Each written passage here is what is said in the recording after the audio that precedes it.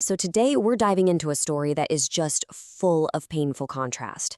A celebration of light and community at one of the world's most famous beaches that was shattered in an instant by an act of pure darkness and terror. This is the story of the Hanukkah attack at Bondi Beach. Just try to picture it. It's the first night of Hanukkah, the Festival of Lights.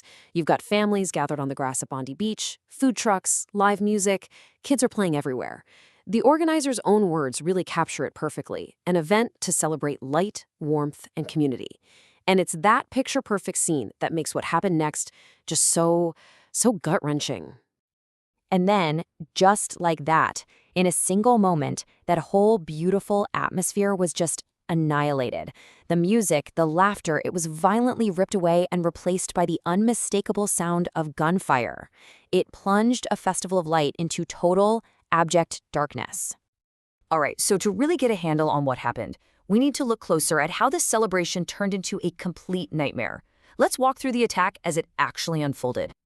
You know, the scale of this is just staggering. We're talking about more than 1,000 people who were in the crosshairs. And this wasn't some concert for young adults. This was a multi-generational community event. You had grandparents, parents, and tons of little kids all together, completely out in the open. And this is the devastating human toll. The numbers you see here represent real people, real lives just shattered. At least 11 people were killed and almost 30 more were injured, and that includes 2 police officers who were responding. Now, to put this into perspective for Australia, this was the deadliest mass shooting the country had seen in nearly 3 decades. But you know, even in the middle of all that horror and chaos, something truly extraordinary happened. As the crowd was scattering in pure terror, just running for their lives, one man made a completely different choice. He ran directly towards the gunfire. What's being shown here is a moment of just almost unbelievable courage. Video from the scene actually captured it.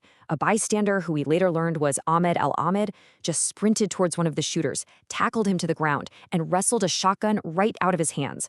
It was this selfless act of pure instinct and incredible bravery. And really, the words of a witness on the ground just say it all. That man is a genuine hero.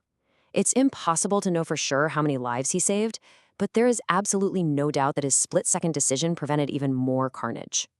So, once the shooting finally stopped, the focus immediately snapped to 2 really urgent questions. Who did this? And why? And the answers that started coming out were just deeply disturbing. Okay, so the police response? It was incredibly fast. I mean, within just a few minutes of the first shots, officers were there, and they engaged the shooters in a gun battle. They neutralized the threat right away, killing one attacker and arresting the second, who was in critical condition. And investigators, they pretty quickly figured out who was behind this. This wasn't some foreign terror cell or anything like that. It was a 50-year-old father who was killed at the scene and his 24-year-old son. And this is where things get even more disturbing and start raising some really serious questions for the authorities. The father was a licensed owner of 6 firearms, all of which were found at the scene. And even more chilling, security agencies later confirmed that one of the attackers was already on their radar, but he hadn't been deemed an immediate threat. But it turns out the plan was somehow even more horrific than just the shooting. Nearby, police found a vehicle, and inside were several improvised explosive devices, IEDs. So this wasn't just a shooting. This was a meticulously planned massacre designed to cause the absolute maximum amount of carnage. You know, the shockwaves from this didn't just stop at Bondi Beach. They rippled across the entire country. And to really understand why, you have to get that for so many Australians, this felt like an attack on the country's fundamental sense of safety. So this slide really lays out 2 totally conflicting realities for Australia. On the one hand, for decades, the country has been seen as a global model for gun control. They passed these super strict laws after the Port Arthur massacre in 1996, and it made mass shootings incredibly rare.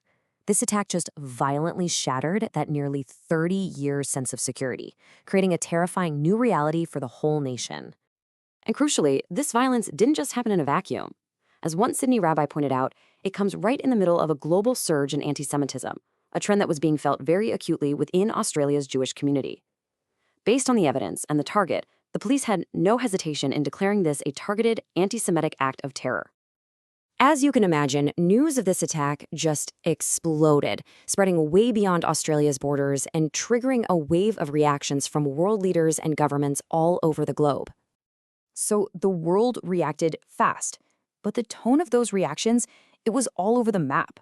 Australia's Prime Minister, of course, condemned the vile act of hate, and the US offered its support.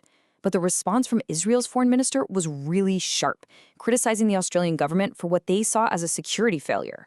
And then, in a more surprising statement, even Iran's foreign ministry put out a condemnation of terror, which just goes to show you how far the ripples of this event spread.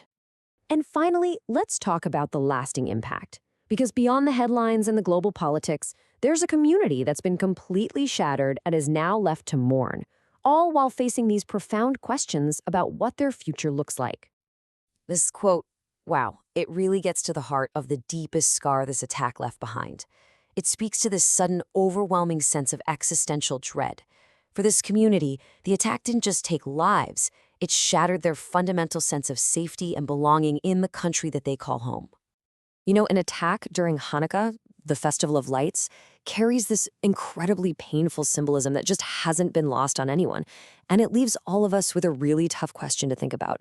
When a community's celebration of hope and resilience is met with such unimaginable darkness, how on earth do they even begin to heal and find a path forward?